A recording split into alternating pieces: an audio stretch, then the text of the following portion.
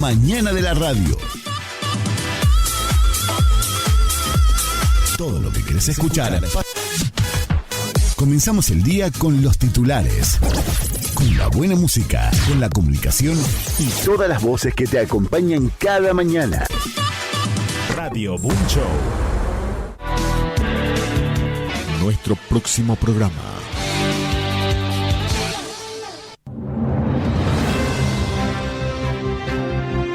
Conectamos con el mundo. Estas son las noticias. Noticias.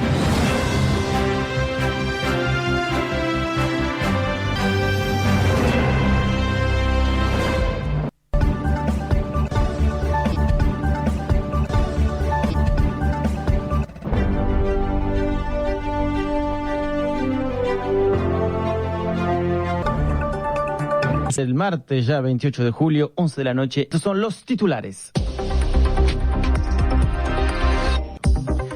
Francia y España siguen enfrentando días claves para controlar los incendios ante una nueva ola de calor. Tras las llamas que devastaron el suroeste francés y las cercanías de Madrid, más de 220.000 personas fueron evacuadas en Francia, mientras que otras 100.000 lo han sido en España. El FMI elogió las políticas de austeridad y las reformas del presidente argentino Milei, asegurando que devolvieron la confianza a los mercados. Sin embargo, el ajuste coincide con salarios estancados, mayor endeudamiento de los hogares y un leve aumento del desempleo. La ONU advierte que el mundo arriesga un resurgimiento del VIH tras caer la financiación global casi una quinta parte. Recortes desde el regreso de Trump a la Casa Blanca, considerando que Washington aportaba el 75% de los fondos internacionales. Estos son los titulares, vamos al informativo. A más de un mes del devastador doble terremoto en Venezuela, familiares de los desaparecidos viven una angustiante búsqueda entre los escombros. En La Guaira, uno de los puntos más golpeados por los derrumbes, los allegados siguen de cerca el trabajo de las topadoras para intentar hallar restos. Es un informe de nuestro corresponsal en Caracas, Víctor Amaya.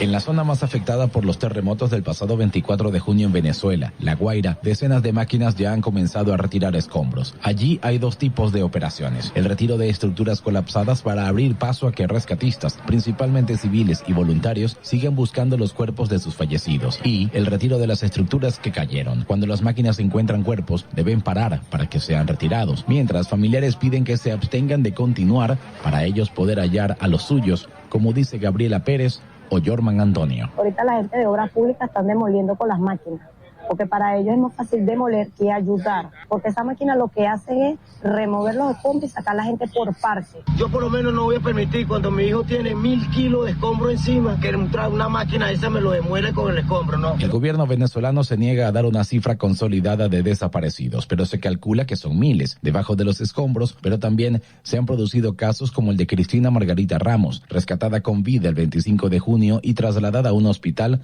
y desde entonces en paradero desconocido. Entre tanto, hay quienes siguen aspirando poder tener certezas y cierres, al igual que Javirson Mirabal. Un mes y no sabemos nada de mi papá y mi hermana, no hay rastros de ellos, solo pido una luz, un camino para despedirlos. Mientras que otros van asimilando el luto, como Yoglismar Sánchez. Ha sido un proceso muy duro, me ha costado mucho asimilarlo y, tratando de todavía, como quien dice, entender que ya mi mamá no está, pues. Desde Caracas, Víctor Amaya para...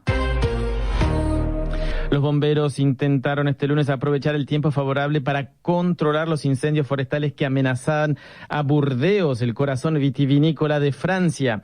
En esa ciudad y de visita, el presidente Emmanuel Macron agradeció el trabajo de los agentes y advirtió que las próximas semanas serán difíciles.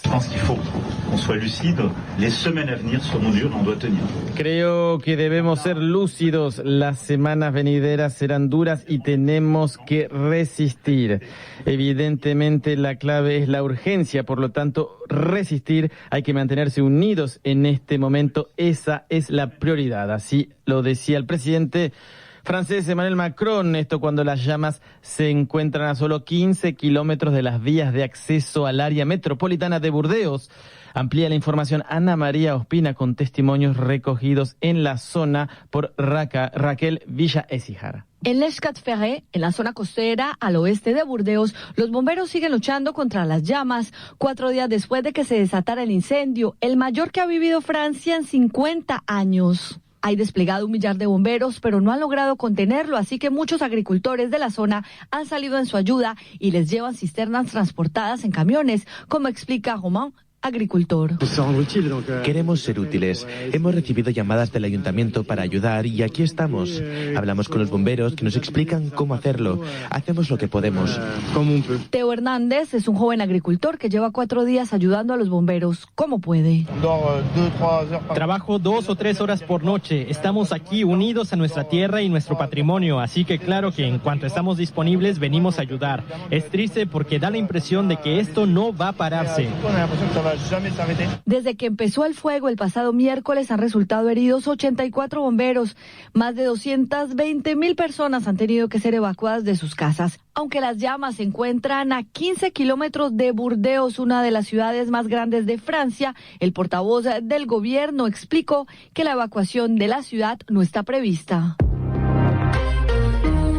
El gobierno alemán anunció una revisión de medidas de seguridad tras el atropello durante el desfile del orgullo en Berlín, que dejó un muerto y 29 heridos. Este ataque desató un tenso debate sobre las fallas del sistema, luego de confirmarse que el agresor, abatido el domingo por la policía, no estaba en prisión a pesar de sus antecedentes. El sospechoso Abdul Balau, un ciudadano alemán de 21 años, había sido condenado en mayo por preparar un acto de violencia contra el Estado y había también intentado unirse al grupo yihadista Estado Islámico. Sin embargo, cumplía libertad condicional con supervisión de un agente. El caso pone fuerte presión en el canciller Friedrich Merz para tomar medidas. Lo escuchamos. No consigo entender por qué puedo localizar mi móvil desde cualquier parte del mundo e incluso utilizarlo para averiguar dónde está mi iPad, por ejemplo, pero al parecer no es posible ni técnicamente factible que las autoridades de seguridad alemanas determinen en todo momento dónde se encuentran personas que suponen un peligro de tal magnitud. Y estas son cuestiones que debemos aclarar. Entre las medidas, Merz pidió retirar la ciudadanía a quienes tengan doble nacionalidad y sean considerados una amenaza a la seguridad.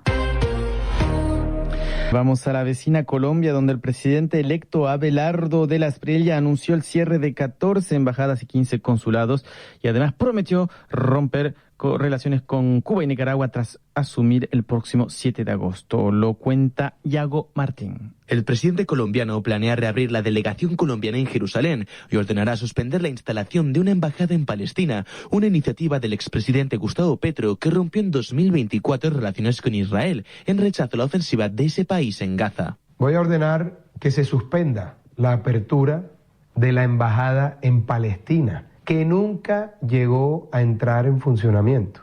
También romperá relaciones con Cuba y Nicaragua. En mi gobierno no habrá vínculo alguno con tiranías. De la Espriella, que debe tomar posesión del cargo el próximo 7 de agosto, dijo que cerrará embajadas de 14 países. Cerraré las embajadas de Argelia, Azerbaiyán, Barbados, Cuba, Chequia, Etiopía, Ghana, Haití, Hungría, Malasia, Nicaragua, Rumania, Senegal, Sudáfrica. También anunció que unificará oficinas en Francia e Italia, donde además existen representaciones en organismos como la UNESCO y la FAO.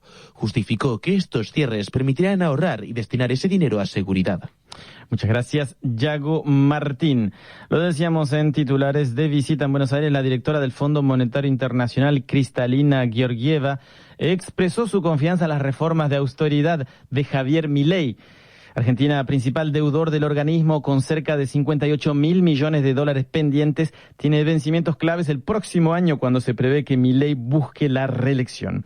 Análisis con el profesor de Economía Política en las Universidades Nacionales de Córdoba y San Luis, Julio Gambina. La Argentina ha sido beneficiario del crédito más grande otorgado por la historia del Fondo Monetario Internacional. Desembolsó 45.000 millones de dólares en el año 2018 y a partir de ahí, con la renovación bajo el gobierno de Alberto Fernández, hay un proceso de monitoreo permanente de la economía en la Argentina, y Argentina es un fiel cumplidor de los pagos, no solo al Fondo Monetario Internacional, sino a los acreedores internacionales. Y el endeudamiento es el mecanismo por el cual la Argentina avanza en la política de ajuste fiscal. A pesar de la mejora en indicadores económicos, Milei sufre una caída en su aprobación. Sus medidas de autoridad coinciden con un consumo débil, salarios estancados, mayor endeudamiento de las familias y un leve aumento del desempleo. También en temas económicos y en la vecina Chile, el gobierno afirmó que mantendrá las negociaciones con Estados Unidos para revertir los nuevos aranceles anunciados la semana pasada por Trump. La Casa Blanca declaró que aplicará tarifas de entre el 10 y el 12,5% a las importaciones de 60 países, lo que afectaría el 99% de los productos que entran a Estados Unidos. Escuchamos al ministro de Relaciones Exteriores de Chile, Francisco Pérez Maquena. O sea, lo que queremos es lograr que Chile quede fuera de esta medida, que como digo, y como hemos escuchado, afecta básicamente a más del 99% de las importaciones de Estados Unidos. O sea, esto no es un tema entre Estados Unidos y Chile, es una política de Estados Unidos con todo el mundo, que nosotros la recibimos con particular importancia porque la economía chilena es una economía abierta al mundo. Entonces, desde ese punto de vista, lo primero es decir que el Tratado de Libre Comercio está plenamente vigente, lo segundo es que las conversaciones prosiguen, ¿no es cierto?, y esperamos que lleguen a buen término. En el caso de Chile, se aplicará un arancel a cerca del 40% de las exportaciones del país, incluido el salmón y el vino. El cobre, la principal exportación de Chile a Estados Unidos, quedó exento. Nicaragua aplazó hasta septiembre la aprobación de una reforma constitucional que busca excluir de las elecciones a los partidos opositores, una medida que provocó un amplio rechazo internacional. El aplazo lo anunció este lunes la copresidenta nicaragüense Rosario Murillo.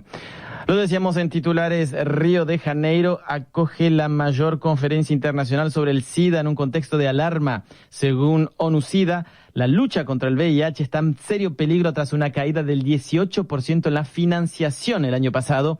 El recorte responde a la drástica reducción de la ayuda exterior de Estados Unidos tras el regreso de Trump a la Casa Blanca, sumado a una baja del 58% de los aportes europeos ya desde 2011. Escuchamos al director de la Fundación Huésped, Leandro Kahn. Claramente el cierre de USAID y la baja en la cooperación de los Estados Unidos, el retiro o el movimiento de otros países europeos hacia mayores fondos para defensa y menos para la cooperación internacional. Observamos, de acuerdo a los informes que se han presentado aquí en Río de Janeiro, en la Conferencia Internacional sobre el SIDA, que ha subido la financiación local en el último año, pero no llega a los niveles que se tenía previo a la caída de la cooperación internacional. Era el director de la Fundación Huésped, Leandro Kahn, presente en la conferencia en Río de Janeiro y entrevistado por Leticia Fuentes.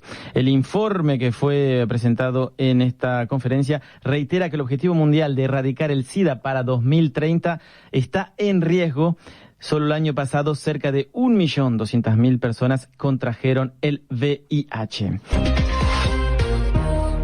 La oposición salvadoreña ya tiene candidatos para desafiar a Nayib Bukele en los próximos comicios, pero ¿qué opciones reales tiene esta oposición? Lo analiza Leticia Fuentes en Noticias de América. El Salvador empieza a definir el escenario para las próximas elecciones presidenciales de 2027. Mientras Nayib Bukele busca un tercer mandato autorizado tras las reformas impulsadas, los dos partidos tradicionales han presentado a sus candidatos. Maite Iraeta, por la derecha de Arena, y Rafael Aguirre, por la izquierda de FMLN. La incógnita es si estas candidaturas representan una alternativa real frente a un presidente que mantiene supuestos altos niveles de popularidad y un amplio control institucional. Eric Lemus, analista político salvadoreño en el exilio, nos responde. Por un lado, hay que apostar por un rostro femenino que conecte con la televisión y que tal vez por ese lado pueda tener un rédito, y por el otro se está apostando por la figura clásica del sindicalismo que fue muy beligerante en los años 80. Me parece que dos salvavidas naturales a los que por un lado apuesta la ex derecha radical y por otro lado la izquierda, que obviamente han tenido sus momentos de gobierno y les ha sentado muy mal. La designación busca renovar la imagen de dos partidos que durante décadas dominaron la política salvadoreña, pero que hoy llegan debilitados, aunque para Lemus, más que frágiles, se trata de una opoficción. El caso salvadoreño, donde tenemos la construcción de una opoficción que permite, contrario a lo que uno podría imaginar, permite consolidar la permanencia de alguien que está buscando perpetuarse en el poder sin violar la ley. Más allá de los nombres, los analistas coinciden en que el desafío para la oposición no es únicamente electoral. Deberán competir contra una narrativa perfectamente trazada. Como él mismo se autodenominó, un dictador cool, ¿verdad? Es decir, alguien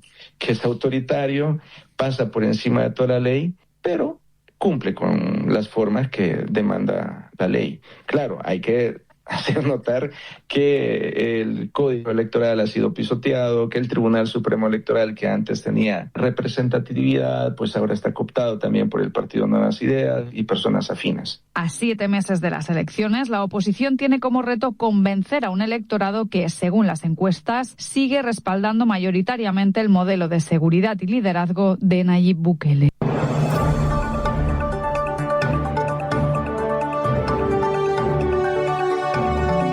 Llegamos al final.